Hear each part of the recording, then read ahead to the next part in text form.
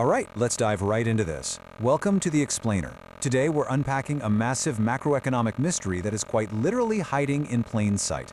We are talking about a master plan that's restructuring the entire global economy. It's moving the chess pieces of the world's biggest superpowers, and it all points to a mind-bending mathematical equation for the future of money itself. So let's start with a bizarre anomaly. Earlier this year, gold prices took a pretty noticeable hit, dropping nearly 30% at one point. Now normally, a drop like that sparks a total panic sell-off, right? But instead, while the price was crashing on paper, something highly unusual was happening right under the surface. An unprecedented, quiet wave of physical buying was taking place all over the globe. To see exactly who is doing all this buying, we have to look east. Here in the US, everyday investors usually just automatically funnel their paychecks into the S&P 500. Well, China has an equivalent stock market fund for its retail investors. But for the very first time ever, that stock fund was just surpassed by the Guanya Gold ETF, which now holds a staggering $13 billion. So the biggest chunk of everyday retail money in the second largest economy on Earth, it's not betting on stocks anymore. It's sitting in gold. And it's not just everyday citizens doing this. The People's Bank of China, their central bank, has been on an absolute tear. They've been buying gold for 20 straight months. They scooped up 15 tons in June alone and imported roughly 700 tons in just the first 5 months of the year. And honestly, it's contagious. Central banks from Poland to Kazakhstan are hoarding physical gold at a relentless, record-breaking pace, completely ignoring the dropping paper price. To understand why they're doing this, we actually have to travel back in time. To really decode this gold rush, we need to dust off the ultimate playbook for building an economic empire. It's called Hamiltonian Economics. Introduced by Alexander Hamilton way back in 1791, back when the US was basically just a startup nation of farmers that was completely dependent on the British Empire. Hamilton realized, look, a nation relying on its adversaries is not truly independent. So his solution? Slap high tariffs on foreign goods and use heavy subsidies to protect domestic industries until they are strong enough to fight for themselves. And here is the absolutely crucial takeaway. This system actually works. In fact, it essentially dictates a 150-year cycle for empires. They rise by aggressively protecting their factories, and they inevitably fall when they stop. The British Empire shifted to preaching free trade in 1846, slowly deindustrialized, and totally lost its superpower status by 1931. The US adopted Hamilton's plan in 1791, became this massive industrial juggernaut, but then in 1971 left the gold standard, which kicked off its very own slow-motion deindustrialization. So you might be wondering, why do empires willingly let their factories leave? Well, the answer is securitization. Instead of doing the hard, dirty, expensive work of actually building real things, an aging empire realizes it can just financialize its economy. They shuffle paper around to generate wealth, corporations pump up stock prices with share buybacks, they outsource jobs to cheaper foreign labor. On paper, the nation looks incredibly wealthy, but in reality, they've stripped away their own capacity to build and defend themselves. This whole process created a deeply painful trade-off over the last 50 years. By hollowing out the industrial base, consumers got this endless buffet of cheap imported goods. Since the year 2000, TVs are down 98%, toys are down 74%. But anything that couldn't be shipped in a crate from overseas, it absolutely skyrocketed. Housing is up 111%, hospital services up a staggering 281%. We basically traded high-paying middle-class jobs for cheap electronics, while the true cost of living became completely unaffordable for most people.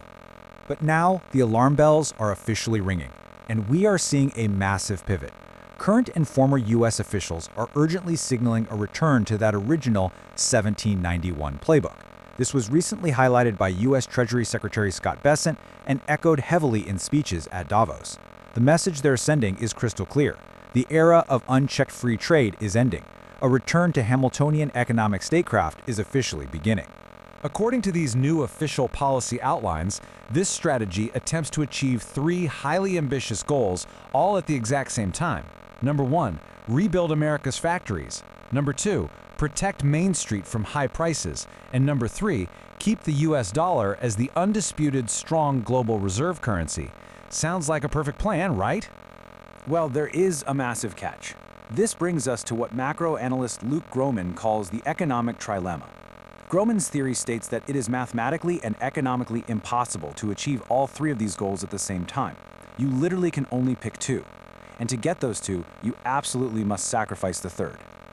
Let's break down how this trap actually works. If you want a strong dollar and cheap prices for Main Street, foreign imports are just going to keep flooding in, and your factories will never return. If you want to rebuild factories and keep a strong dollar, you have to wall off the country with massive tariffs, which means prices explode and Main Street gets absolutely crushed by inflation. So, if the absolute priority is to rebuild factories and protect the everyday consumer, there is only one mathematical option left on the table: sacrifice the strong dollar. The currency must be devalued so domestic factories can actually compete on a global scale. But think about it. How does a superpower intentionally devalue its own global reserve currency without causing a total meltdown of the worldwide financial system? Well, you need an escape valve. This is a neutral reserve asset that can absorb the massive price adjustment of the dollar, safely transferring the financial energy without destroying the underlying system. And the most important word there is neutral. It cannot be controlled by one single nation. The really incredible thing here is that China realized this exact need over 15 years ago. Think back to the 2008 financial crisis. The US printed trillions to save its system. China, sitting on trillions of US debt, realized their national savings account was essentially being diluted right in front of them. So in 2009, the governor of China's central bank openly demanded exactly this: to create an international reserve disconnected from individual nations. They wanted a truly neutral system. In that 2009 paper, China actually referenced a very specific idea from the 1940s called the Bancor. Proposed by the famous economist John Maynard Keynes, the Bancor was a neutral commodity basket designed to settle global trade. And its brilliant mechanism was that it automatically punished massive trade imbalances. If one country tried to completely hollow out another's manufacturing by running a giant trade surplus, the system would penalize them. Now, the US flat out rejected this idea in 1944 because, well, back then America was the manufacturing king of the world and definitely didn't want to be punished. But oh, look how the tables have turned. Fast forward to the policy discussions happening today, looking ahead to 2026, and the irony is just striking. The US is now on the losing end of global trade. Decades of deficits have completely hollowed out our industrial base. And suddenly, US officials are publicly lamenting that Keynes's ideas were ignored all those years ago. The US is now demanding the very same neutral system that China asked for 17 years ago.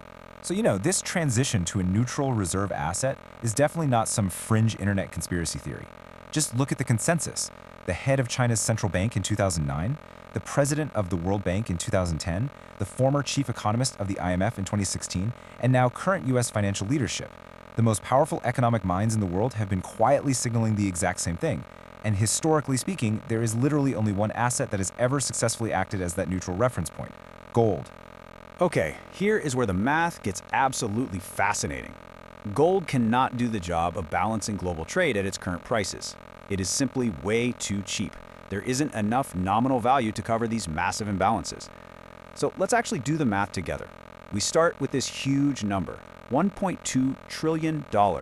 This represents China's recent annual trade surplus. That is the massive imbalance that needs to be settled. Now we bring in the second variable, 940. That represents the 940 tons of physical gold that China imported last year.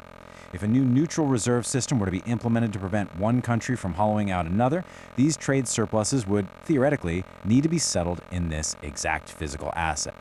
And here is the absolute climax of this mystery. If you take that $1.2 trillion trade surplus and divide it by the 940 tons of gold imported, you arrive at the exact price required for the math of global trade to balance out. It is roughly $38,000 an ounce.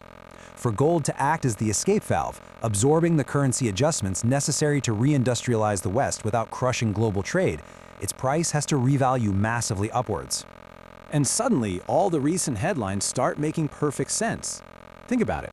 If you know a massive revaluation is a mathematical necessity, what is the one thing you definitely don't want? A giant Ponzi scheme of paper claims, suppressing the price? That is exactly why 4 of China's major banks just banned retail trading of paper gold. They are intentionally definancializing it. They want their citizens holding the real physical bullion, not some leveraged derivative contracts. And interestingly enough, the US seems to be quietly playing along.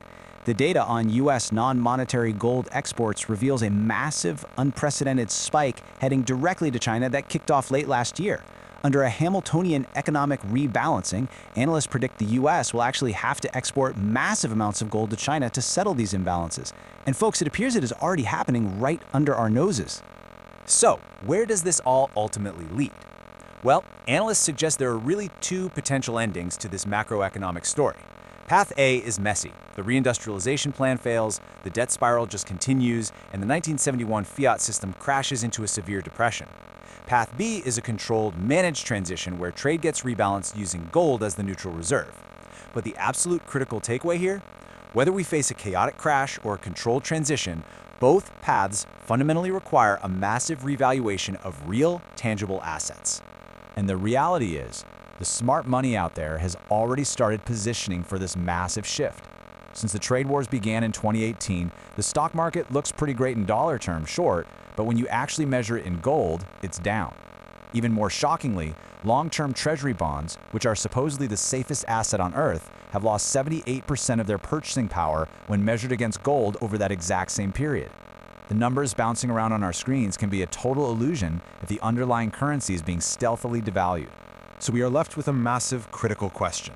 The math has been laid out, the historical cycles are clearly turning, and central banks are hoarding the physical asset like never before. We are quite literally witnessing the unwinding of a 50-year economic system in real time. Will it be a chaotic crash or a meticulously controlled transition back to a neutral reserve? And perhaps much more importantly, knowing that this monumental shift is happening right now, how is your wealth positioned for the transition?